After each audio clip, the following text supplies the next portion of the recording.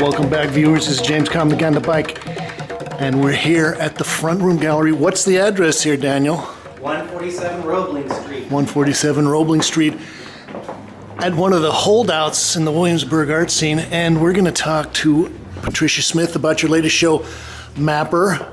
Congratulations. Actually, this is the closing, right? Yes. Thanks, James. We made it. Well, we're going to take a look at some of your work, but why don't you talk a little bit about the show. We're going to run over here and look at some of these. These are all works on paper. Works on paper, and the majority of them were done when I was at a residency in Paris. I was thinking that a lot of this has French writing and French themes. Yeah, so it makes it a little bit more mysterious if you don't know French. Which I don't know much. Tell us a little bit about your technique now. Is this all pen and ink? Yeah, I use and very watercolor? fine point Vitagraph pens. How fine? Triple A? Finest. The finest. It's .10. So they're very labor intensive, and I'm always using watercolor, hand design rubber stamping, and some gouache and some graphite and anything else I can. And how about your text that you have in there? Are you just doing this by hand, or do you use stencils or projection for this? Occasionally I use stencils, most of it's by hand.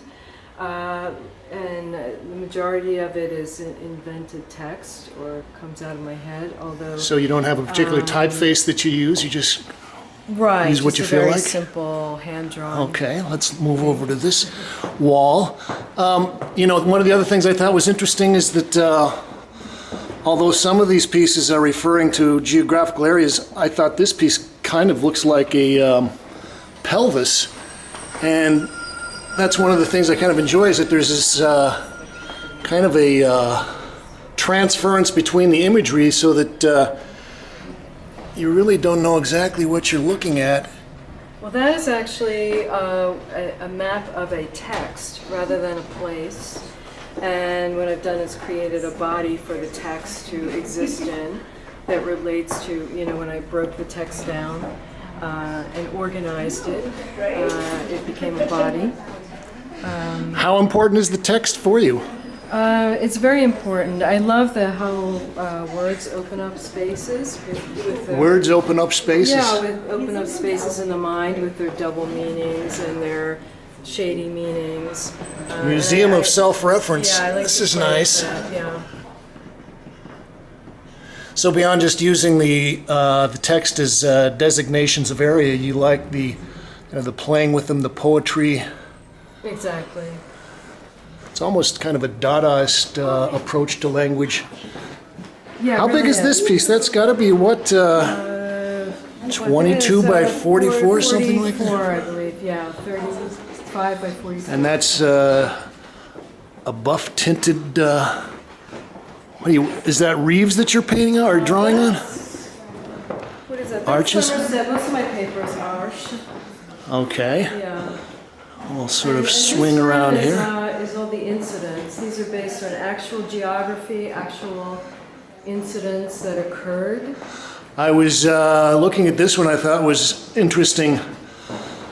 Place Monge, is that how you would pronounce it? Monge. Yes. That was And you've got a little quote down here, the district between Place de la Contrescarpe and Rue de la abilité Yeah. conduce rather to atheism, to oblivion, and to the distortion of habitual reflexes. Guy Debord. Guy Debord, Situationist. the Situationists International, who committed suicide and was involved in some pretty interesting Yes. people.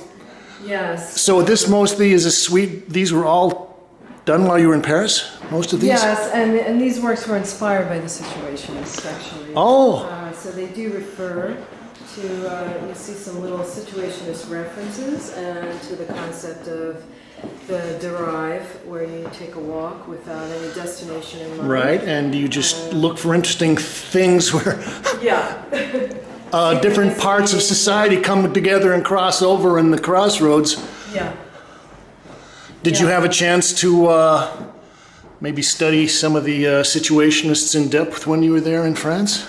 Well, I had studied them in depth before I left, and that was the basis of my proposal for the residency. Oh, really? And I was surprised, well, I shouldn't have been surprised to find that everybody in Paris has an opinion on the Situationists, and they know their work very intimately, whereas in New York, nobody seemed to have heard of them.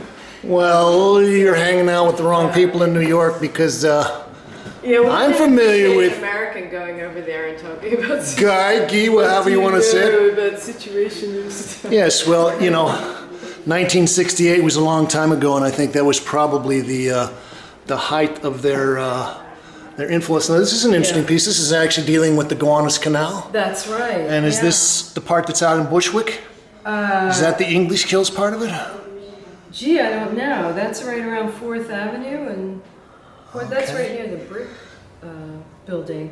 Yeah, I was down there looking for a studio, and I had a very strange incident happen, so I was Really? compelled to make a map about it. That's actually the seal of Brooklyn. I enjoyed that. Well, we're going to just wrap up looking at some of these quickly. This is Long Island City. Right. Okay, so were you actually doing maps of Brooklyn when you were in Paris? No, I was Oh, straight okay. out of Brooklyn. And we've got the little chapels. How about your idea of kind of city planning or the architectural references? Are you Well- interested in that? I know the Situationists were very much involved in kind of thinking about the city and how you could maybe create it design it more creatively. Right. I mean, to me, it's like, being in a city is like almost like being in a body. Buildings are references to body parts. I have a very biological experience when I'm, especially Paris, because it's such a labyrinth. I was over there last summer myself. It was wonderful. Yeah, All right. It's a special place, perfect place. Patricia Smith, the mapper. Thanks for taking the time to talk to us. Thank you, James. And here at Front Room Gallery, what was the address again, Daniel? 147 Roebling Street. 147 Roebling Street here in Williamsburg. And as always, thank you, Kate. You too, Kate. Give! You say $1! Give! Give! Give! $1. Yeah! Thank you, thank you, thank you, thank you.